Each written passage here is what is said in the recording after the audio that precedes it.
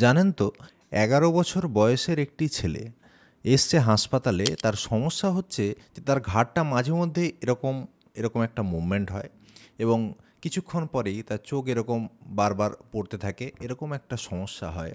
এবং তার গলার মধ্যে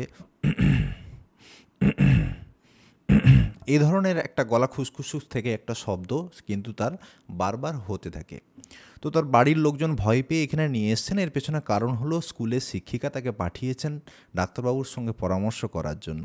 যখন সে স্কুলে কিছু পারে না বা শিক্ষক শিক্ষিকা তাকে তুলে দেন, তখন বন্ধুরা ঠাট্টা তামাশা করে এই জিনিসটা নিয়ে। তারপর থেকে এটা আর অনেক বেশি মাত্রায় হয়। এই রোগটার একটা নাম রয়েছে, জানেন তো? একে বলা হয় টিক্স ডিসঅর্ডার, যেটা খানিকটা বিহেভিয়ারাল ডিসঅর্ডারের মধ্যে পড়ে।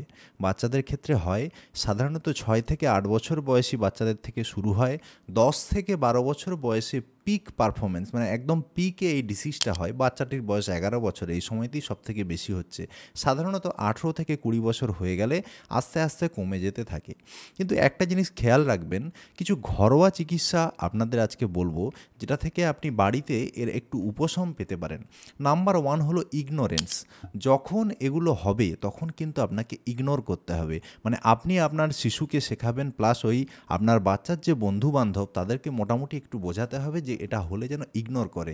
যদি বেশি আরও গুরুত্ব দিতে থাকে তাহলে কিন্তু এটা বেশি মাত্রায় হবে এবং অ্যাংজাইটি থেকে বেশি হয়। যেমন বাচ্চাটি এখানে পড়াশুনো পাচ্ছিল না, সেই কারণের জন্য অ্যাংজাইটি হয়েছে, লোকরা ঠাট্টা তামাশা করছে, সেখান থেকে অ্যাংজাইটি বাড়ছে, তো তারপরেই এটা একটু বেশি মাত্রায় হচ্ছে।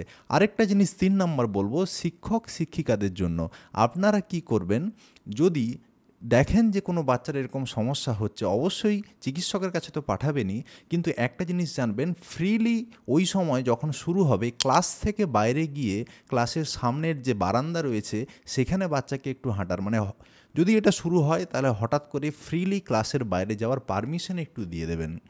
কারণ এই সমস্যাটা কিন্তু অনেক দিন ধরেই চলবে। ডায়াগনোসিস করা হয় সাধারণত 1 বছরের বেশি সময় ধরে যদি চলতে থাকে এবং বাচ্চার বয়স যদি 18 বছরের থেকে কম হয়। কিন্তু রোগটা ছোট থাকলে বা কম থাকলে তখন এই ট্রিটমেন্টগুলো পসিবল, যেগুলো বাড়িতেই করা যায়। কিন্তু বেশি যদি হয় তাহলে কিন্তু বিহেভিয়ারাল থেরাপি দরকার পড়ে।